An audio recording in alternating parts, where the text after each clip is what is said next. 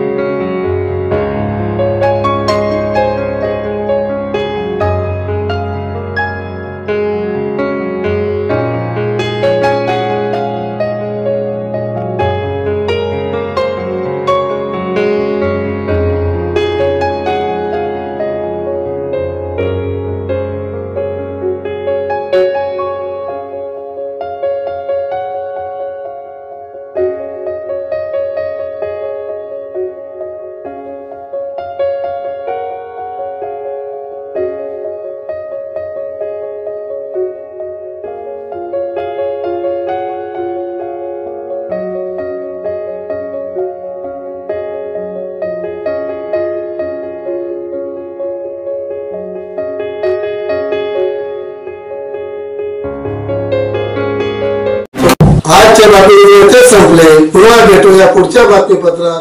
तोपर्यंत